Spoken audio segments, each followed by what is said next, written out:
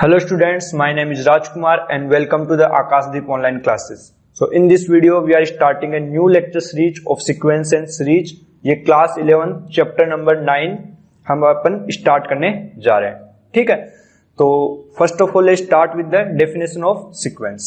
तो सबसे पहला हेडिंग डालिए सीक्वेंस का डेफिनेशन. ठीक है, तो लिखो सीक्वेंस. सीक्वेंस, ठीक है. सीक्वेंस का डेफिनेशन लिखिए. A list of number, a list of numbers arranged in a list of numbers arranged in a particular order, a list of numbers arranged in a particular order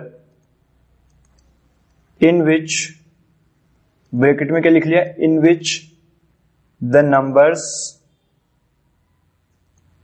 numbers can be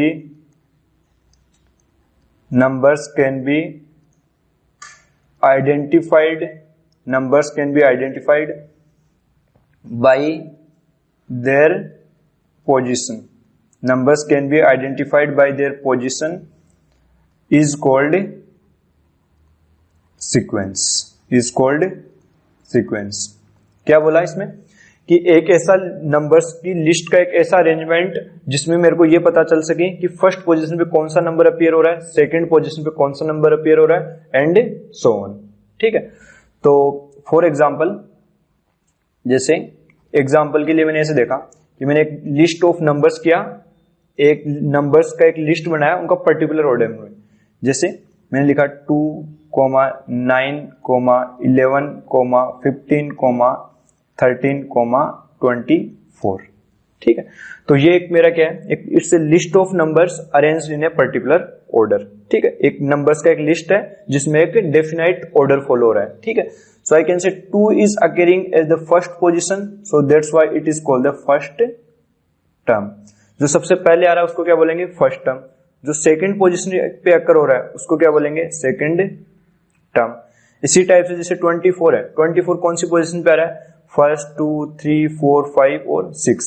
That's why 24 is called the sixth term. ठीक है, तो sequence हुआ क्या, एक ऐसा list of numbers का arrangement जिसमें अपन numbers को ऐसे बता सकते हैं कि कौन सा नंबर कौन सी पोजीशन पे अकर हो रखा है, उसको अपन क्या बोलेंगे, सीक्वेंस बोलेंगे. ठीक है, तो अपन ऐसे बोल सकते हैं, इन sequence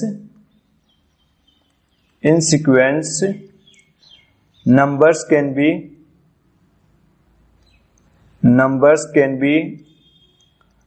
identified by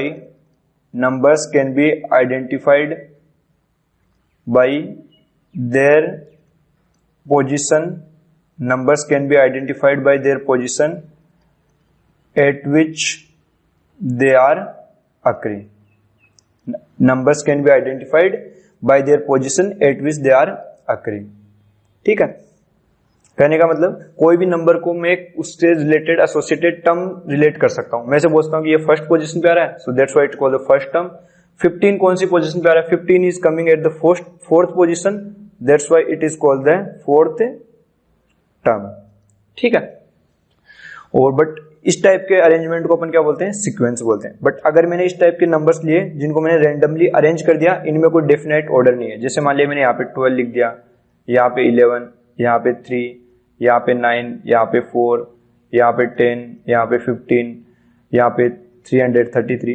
So this type, such type of arrangement is not called the sequence. So we'll call such type of arrangement where there is not a definite particular order is not called a sequence. So this is not a sequence. Sequence होने के लिए condition क्या है कि पहले तो numbers का listing होनी चाहिए और उनके बीच में, नंबर्स के बीच में कोमा से सेपरेटेड होने चाहिए और उनमें एक डेफिनेट ऑर्डर होना चाहिए. मेरे को ये पता चलना चाहिए इसमें फर्स्ट पोजीशन पे कौन सा टर्म आ रहा है, सेकंड पोजीशन पे कौन सा टर्म आ रहा है, फोर्थ पे कौन सा आ रहा है, फिफ्थ पे कौन सा आ रहा है, एंड सो ऑन.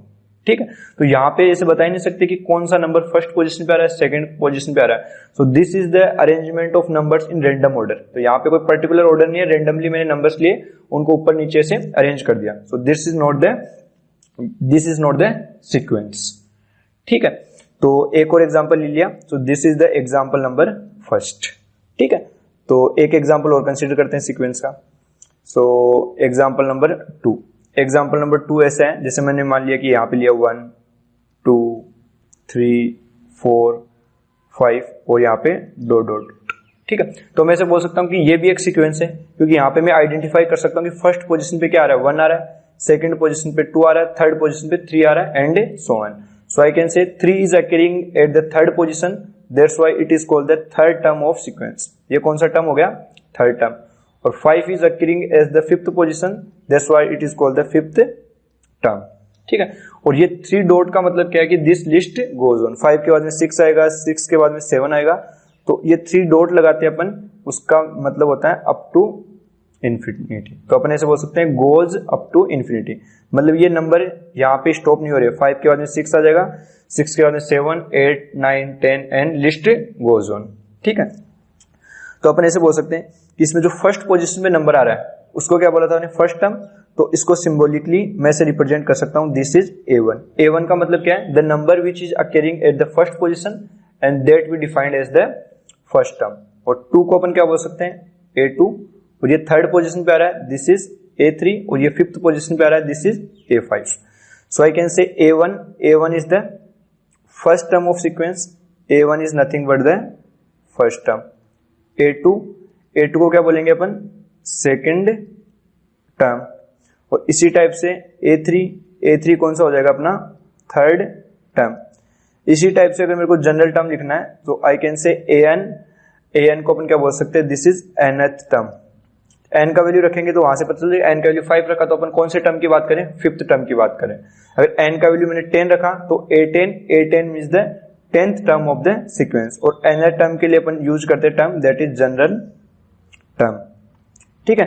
क्योंकि जनरल टर्म क्यों हुआ, क्योंकि by keeping the different values of n we can get the desired term. अगर मेरे को n का वैल्यू 5 रखा तो फिफ्थ टर्म आ जाएगा, n का वैल्यू 12 रखा तो 12th टर्म आ जाएगा, ठीक है। अब अपन पढ़ते हैं कि what are the different types of sequence. अभी तक अपने देख लिया कि सीक्वेंस क्या होता है। सीक्वेंस एक लिस्ट ऑफ नंबर्स का अरेंजमेंट है जिसमें numbers can be identified by their position at which they are occurring. इसमें फर्स्ट टर्म होता है, सेकंड टर्म होता है, और उनके बीच में कोमा से सेपरेटेड होते हैं, ठीक है। So our next topic is that is types of sequence, कि कितने टाइप की सीक्वेंस अवेलेबल है। तो नेक्स्ट हेडिंग लगाइए, types of sequence, types of sequence, ठीक है।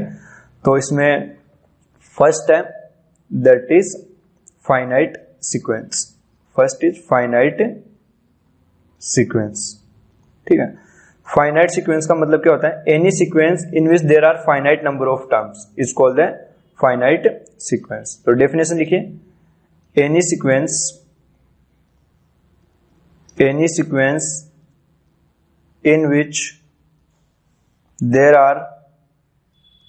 there are finite numbers of any sequence in which there are finite number of terms is called finite sequence, is called finite sequence। क्या बोला, ऐसा sequence जिसके number of terms को अपन count कर सके उनको क्या बोलेंगे, फाइनाइट सीक्वेंस। जैसे फॉर एग्जाम्पल मैंने लिया 2 3 7 12 15 और 19, ठीक है। तो ये एक मेरी सीक्वेंस है क्योंकि इसमें list of number arranged in a particular order. यहाँ पे मैं ऐसे बोल सकता हूँ दिस इज माई A1 क्योंकि ये फर्स्ट पोजीशन पे आ रहा है, this is first term, this is A2, this second term, this is A3, this is A4, this is A5 and this is A6। तो मैं से बोलता हूँ कि how many terms are there, so if I count the number of terms 1 2 3 4 5 6, so I can say there are finite number of terms that can easily be counted number of terms। और number of किसी भी sequence के number of terms को generally अपन small N symbol से represent करते हैं। तो number of terms कितने हो गए इसमें, 6, ठीक है। सो that's why it is called the finite sequence. Finite sequence में नंबर ऑफ टर्म्स क्या होते हैं, फाइनाइट होते हैं। 500 हो गए, 1000 हो गए, 1 लाख हो गए, 2 करोड़ हो गए, मतलब कि सीक्वेंस का स्टार्टिंग पॉइंट भी होता है और कहीं ना कहीं जाके अपन रुक गए। जैसे मान लीजिए स्टार्ट 2 3 7 12 15 19, तो यहाँ पे लास्ट टर्म कौन सा है, 6, तो इसमें 6 टर्म है, इसके आगे कोई टर्म नहीं है, ठीक है। Let's move to the next classification. Next classification क्या है, that is infinite sequence. Second type की सीक्वेंस आती है अपने पास इनफाइनाइट सीक्वेंस। इनफाइनाइट सीक्वेंस, तो इनफाइनाइट सीक्वेंस का डेफिनेशन क्या हो जाएगा? Any sequence in which there are infinite number of terms. Definition लिखिए, any sequence in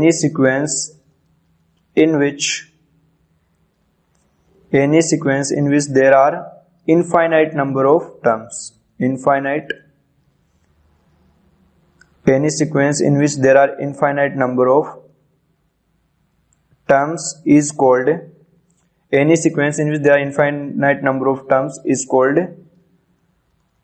infinite sequence. मतलब ऐसी सीक्वेंस जिसके नंबर ऑफ टर्म्स को अपन काउंट नहीं कर सकते, उसमें नंबर ऑफ टर्म्स आते जाते हैं, उसको क्या बोलते हैं? Infinite sequence. फॉर एग्जांपल मैंने ऐसे लिया 2 4 6 8 10 12 और यहाँ पे डॉट डॉट डॉट। इसका मतलब फर्स्ट टर्म क्या है? 2, second term 4, third term 4, fifth 6, और ये 3 डॉट का मतलब क्या बताया था कि ये लिस्ट जाती जाएगी। 12 के बाद में क्या आएगा? 14 के बाद में 16 18 20 22, सो लिस्ट गोज ऑन। तो ये जो 3 डॉट लगाते हैं अपन सीक्वेंस के एंड में, इसका मतलब क्या होता है? Goes up to infinity. ठीक है, तो इसमें नंबर ऑफ टर्म्स कितने हो जाएंगे? There are infinite number of terms. तो इस इनफाइनाइट सीक्वेंस में we can not count the number of terms because there are infinite terms and infinite is uncountable.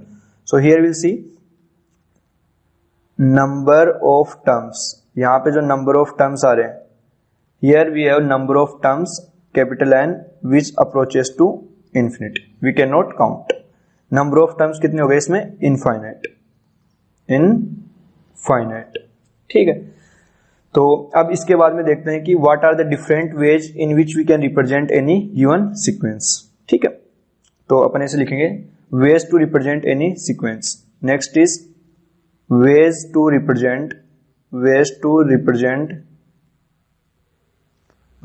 represent any sequence। कोई भी sequence को अपन represent करने के क्या क्या तरीके है अपने पास अवेलेबल।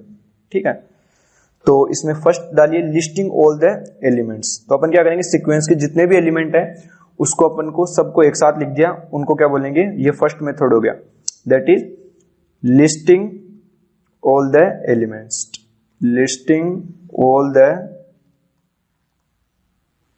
एलिमेंट्स। ठीक है, तो यहां पे अपन क्या करेंगे? यहां पे अपन बोल सकते हैं here we arrange all the terms of sequence in particular order and we put comma in between। मतलब ये कोई भी जितने भी टर्म्स लिख रहे हैं उन सब के बीच में कोमा का यूज करेंगे and close both ends using curly bracket. ठीक है, तो जब भी सीक्वेंस के सारे टर्म्स लिख देंगे उनको दोनों साइड से कर्ली ब्रैकेट का यूज करके अपन बंद कर देंगे। फॉर एग्जाम्पल जैसे मान लिया मैंने एक सीक्वेंस लिया, इसमें टर्म्स है 1 9 4 5 12 एंड 13। पहली बार तो मैंने सबको एक पर्टिकुलर ऑर्डर में अरेंज कर दिया। Second step is I have to put comma after each term, तो मैंने सबके बीच में कोमा लगा दिया। अगला स्टेप इन दोनों साइड से इनको कर्ली ब्रैकेट से बंद कर दिया। ठीक है, तो किसी को नहीं पता तो इस टाइप के ब्रैकेट को अपन बोलते हैं कर्ली ब्रैकेट। ठीक है, कर्ली ब्रैकेट। ठीक है, जैसे मान लीजिए ये तो होगी फाइनाइट सीक्वेंस, क्योंकि इसमें नंबर ऑफ टर्म्स कितने हैं? फाइनाइट है, 1 2 3 4 5 6। तो इनफाइनाइट सीक्वेंस को इस फॉर्मेट में कैसे अरेंज करेंगे? जैसे मान लिया मैं लिख लिया 2 4 6 8 और 10 और 12। अब इसके बाद लिस्ट आगे जाती जाएगी, तो मैंने 3 डॉट लगा दिया और इसको वापस कर्ली ब्रैकेट से बंद कर दिया। ठीक है, तो ये अपना फर्स्ट वे ऑफ रिप्रेजेंटेशन हो गया एनी सीक्वेंस को, where we are listing all the elements of a sequence. ठीक है, अब अपन देखते हैं कि next ways of representation of a sequence. Next आता है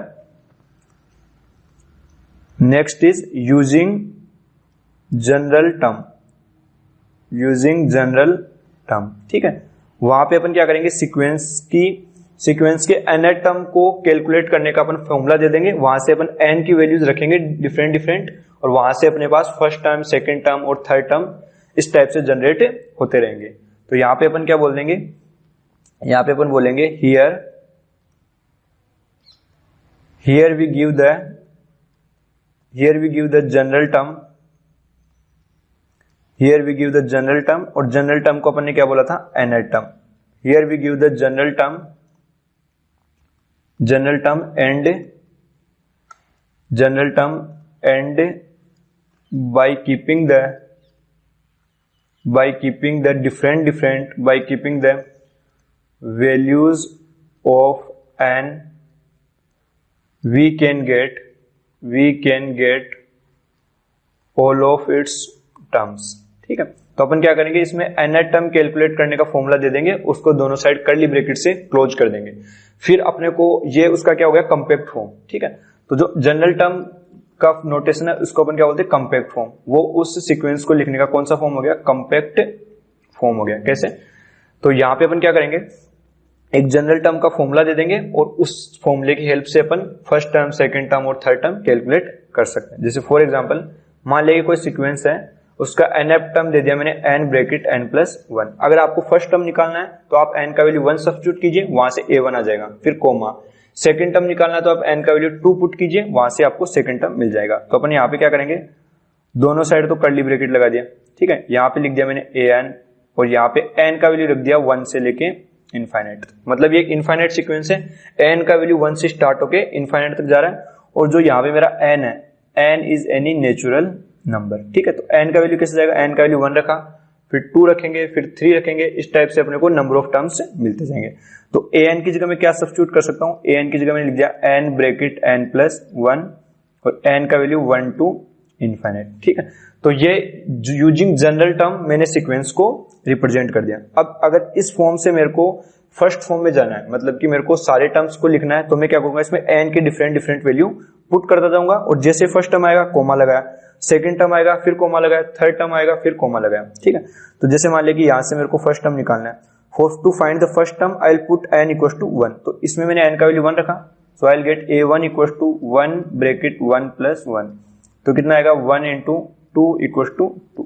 तो फर्स्ट टर्म कितना आ गया, 2 कोमा। अगर मेरे को यहाँ से सेकंड टर्म निकालना है, so I will put here n equal to 2। तो n इक्वल टू 2 रखेंगे तो कितना आएगा, 2 times 2 plus 1। तो यहां से कितना आ जाएगा, 2 times 3, 2 times 3 कितना हो गया, 6। थर्ड टर्म निकालोगे कितना आएगा, 12। इसी टाइप से आप क्या कर सकते हो, bye keeping the values of n will can get the first term, second term, third term and so on, ठीक है। तो ये हो गया veg of representation of sequence. तो दो फॉर्मेट में यूज कर सकते हैं।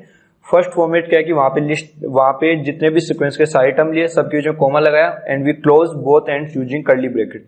सेकंड टर्म में सीक्वेंस के nth टर्म कैलकुलेट करने का फॉर्मूला दे दिया, उस फॉर्मूले की हेल्प से अपन क्या करेंगे, उसमें उस फॉर्मूले का बीच में रखा, दोनों साइड कर्ली ब्रैकेट से बंद किया और वहां पे n का वैल्यू दे दिया 1 से लेके इनफाइनाइट तक। तो n का वैल्यू वहां पे पुट करते जाएंगे। When we will keep the different values of n, will keep getting the different terms. n का वैल्यू 1 रखेंगे, will get the first term, n का वैल्यू 2 रखेंगे, will get the second term and so on, ठीक है। इसके बाद में पढ़ते हैं एक अलग टाइप की sequence that is called the Fibonacci sequence, ठीक है। सो नेक्स्ट हेडिंग लगाइए, फाइबोनेकी सीक्वेंस, ठीक है। ठीक है, ये अलग टाइप की सीक्वेंस है और ये अपने को पढ़ना है, ठीक है। फाइबोनेकी सीक्वेंस क्या होता है, इसका डेफिनेशन लिखिए, any sequence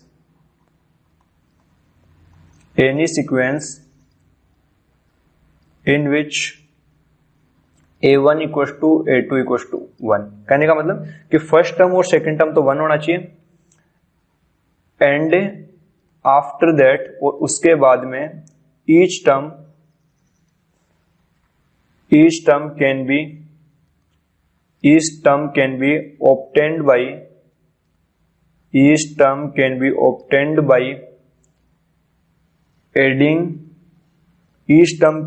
obtained by adding the previous two terms, each term can be obtained by adding the previous two terms before it. मतलब कि कहने का मतलब क्या हुआ, इज कॉल्ड, पहले तो ऐसे लिख लेते हैं, इज कॉल्ड फाइबोनेकी सीक्वेंस। ठीक है, फाइबोनेकी सीक्वेंस।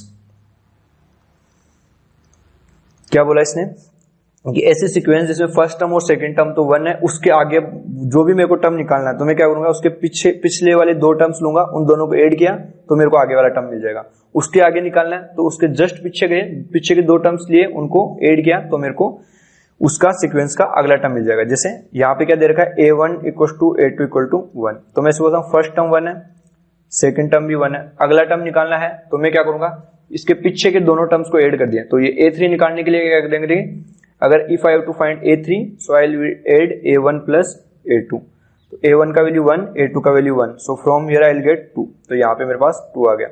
अब मेरे को a4 निकालना है, a4 निकालने के लिए इसके पीछे के 2 टर्म्स को ऐड करेंगे, तो पीछे के 2 टर्म्स कौन से आ गए, 1 और 2, तो यहाँ पे कितना आ जाएगा 3। a5 निकालना है, a5 निकालने के लिए 2 प्लस 3 दैट इज 5, a6 निकालना है दैट इज 3 प्लस 5 8, और इस टाइप से अपनी सीक्वेंस चलती रहेगी। तो कहने का मतलब मेरे को ऐसे जनरल लिखूं, अगर मेरे को a7 निकालना होता तो a7 से पीछे के 2 टर्म लेता मैं, एक होता a6 और एक होता a5, ये दोनों मेरे को ऐड करने होते हैं। ठीक है, तो इसी टाइप से मैं से बोलूं कि अगर मेरे को इस सीक्वेंस का जनरल टर्म लिखना है n टर्म निकालना होता तो क्या करता, उसके पीछे के 2 टर्म, तो n टर्म से एक पीछे का टर्म क्या आ गया n-1, और यहां से एक इससे भी एक कम दैट इज n-2। एक तो ये हो गया इसका रिकर्सिव फॉर्मूला ऑफ फाइबोनेकी सीक्वेंस, और यहाँ पे n का वैल्यू क्या रख सकते हैं, मेरे को तो फर्स्ट टर्म और सेकंड टर्म तो 1 आएगा, तो n का वैल्यू 1 और 2 तो मैं रख नहीं सकता यहाँ पे, क्योंकि 1 और 2 तो ऑफ कोर्स 1 है, तो उनको निकालने की जरूरत नहीं है, और जैसे ही 1 रखोगे तो 1 - 1 0 हो जाएगा, तो जीरो टर्म की अपन बात नहीं करते, यहाँ पे नेगेटिव आ जाएगा। ठीक है, तो इसके लिए अपन क्या करेंगे, n का वैल्यू कहां से स्टार्ट होना चाहिए, n का वैल्यू या तो 3 होना चाहिए या 3 से बड़ा होना चाहिए। ठीक है, यहाँ पे third term, fourth term, fifth term, और n का वैल्यू क्या होना चाहिए, n belongs to n, capital N, और n क्या है मेरा, नेचुरल नंबर। ठीक है, तो इस टाइप से अपन n की डिफरेंट वैल्यू रख के मेरे को फाइबोनेकी सीक्वेंस के सारे टर्म्स में ऑब्टेन कर सकता हूं। ठीक है, I hope this much is clear to you.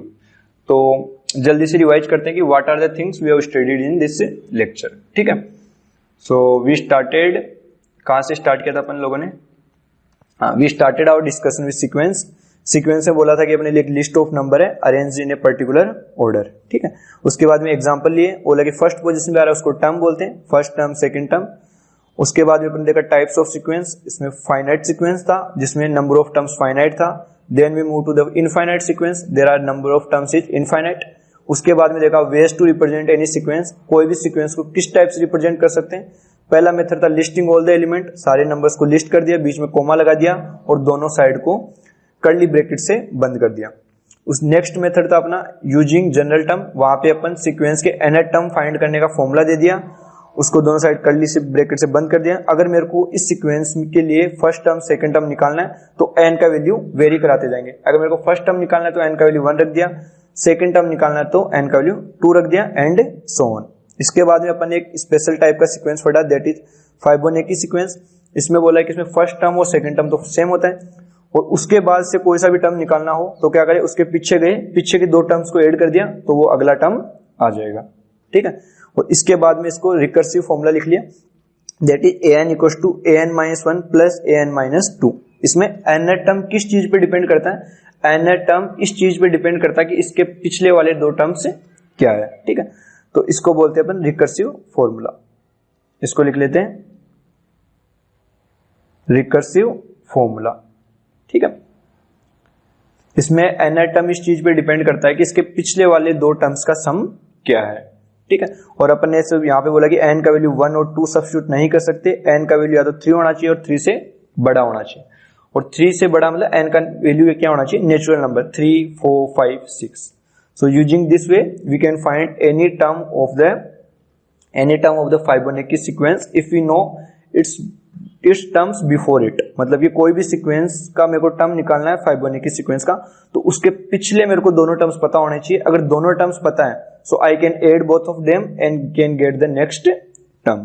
ठीक है, So I hope that's enough for this lecture, and in next lecture we'll solve the exercise problems and exercise 9.1 and examples before that.